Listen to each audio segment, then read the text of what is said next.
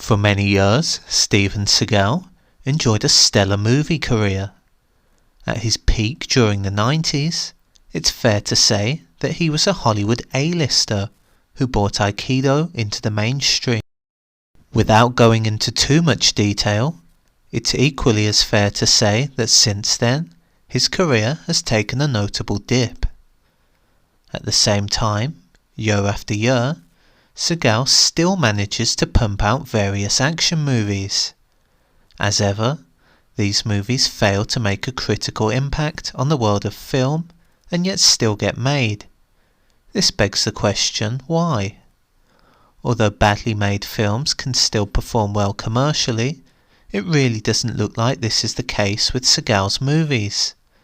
This is because the bulk of them are now straight to DVD, which typically means they won't earn anywhere near as much as a serious Hollywood blockbuster. Naturally, this has led the internet to speculate whether Steven Seagal is involved in some kind of money laundering conspiracy involving his movies. Of course, the internet is often filled with gossip and hearsay, but these whispers continue. Before continuing, it should be noted that right now, there's no hard evidence that Seagal is involved in any money laundering whatsoever. Nonetheless, it still makes for an interesting theory. So how does it work, and does it make sense? Well, according to one YouTube video, your average straight-to-DVD release can make up to $100,000 if successful. Don't be confused. There is a legitimate business model when it comes to straight-to-DVD movies. Imagine knowing you could sell a movie to a platform such as Netflix for $100,000. Now imagine you could get everything paid for at a cost of $50,000.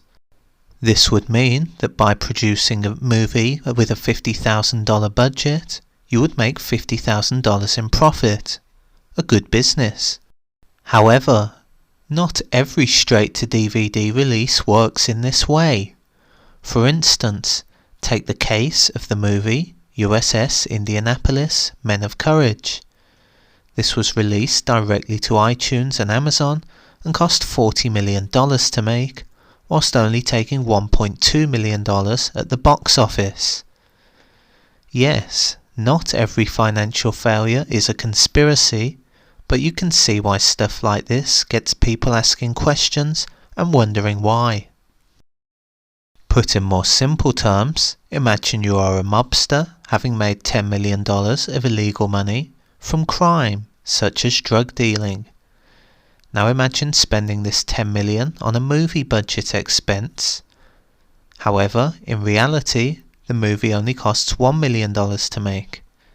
In other words, you've successfully paid out $9 million to friends through the guise of a movie. Even if the movie bombs and makes a net loss, it doesn't matter, as you've successfully transformed illegal money into clean cash. Now, we shall apply this to the Steven Seagal conspiracy. Obviously, when Seagal was a star, his films were very profitable. An example of this is the 1990 flick Hard to Kill. This had a budget of $11.5 million and took $59 million at the box office. Undoubtedly, there's no funny business here, and like many successful movies, it looks legitimate. The issue is after Seagal's golden years. During this period, many have speculated that his DVD movies are a vehicle for money laundering. Some even go as far to claim that they are linked to the Russian mob. However, in fairness to Seagal, there isn't really a clear link with this, and it may be a lazy case of putting two and two together due to his Russian links with Vladimir Putin. And whether it's a conspiracy or not, Seagal has been involved in his fair share of failed movies. In total, he has starred in 58 movies and has produced a fair amount too. As mentioned, many of his golden era movies were legitimately successful. However, many of his recent films have been a complete financial flop. Take his 2009 movie, The Keeper, for example. The budget of this film was an estimated $10 million, and its estimated takings were $6 million. Remember, these are takings as well, not profit. So who funds this kind of crazy business venture, and what do they expect to gain from it? Again, it's not that simple. During the early 2000s, there was a happy place for straight-to-DVD movies. This is because there was a genuine demand for them, and they weren't completely played out at this point. Regardless, the aforementioned example shows that many of Seagal's DVD releases did not fall into this category. Furthermore, as Seagal has often been the producer of these films, it shows that they're his creation and he isn't just a mere actor. You would think that at some point, investors would wise up to releases that constantly lose money. Even as a naive investor, why would you give someone tens of millions if a return looks very unlikely? So far, we've established that the links with the Russian mob are purely speculative. However, there is concrete proof that Steven Seagal had ties with the Italian mafia. At the same time, these ties don't exactly paint Seagal as a tough guy either. For many years, there were rumours that Seagal's early films were financed by the mafia, and this is kind of true.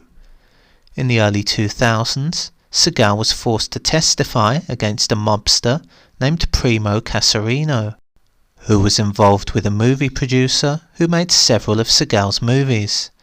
The story goes that Casarino was an enforcer of the powerful Gambino crime family.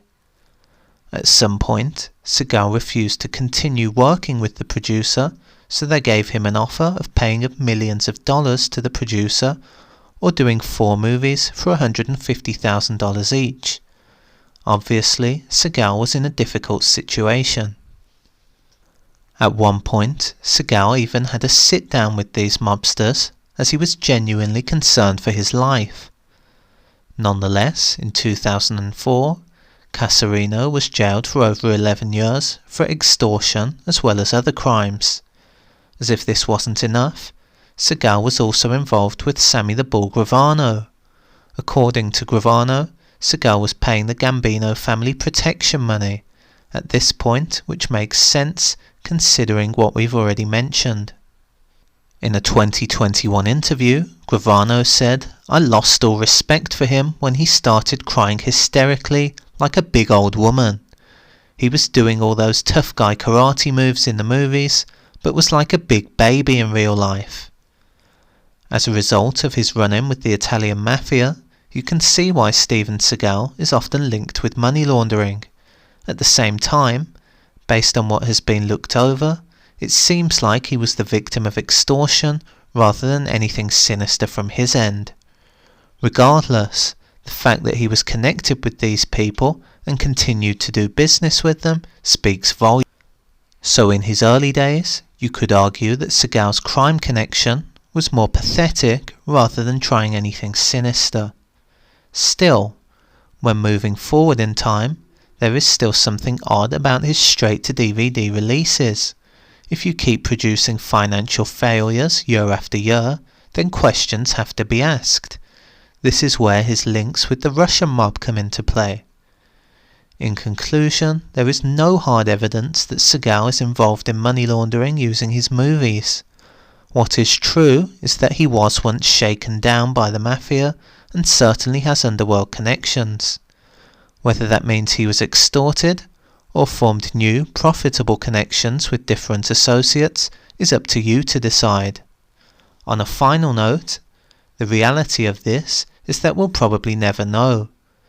Like the rumours surrounding the art world and money laundering, these will probably never get solved, yet will never go away. As ever, the lifestyle of Steven Seagal is far from mundane, and he will be forever involved in strong talking points for years to come.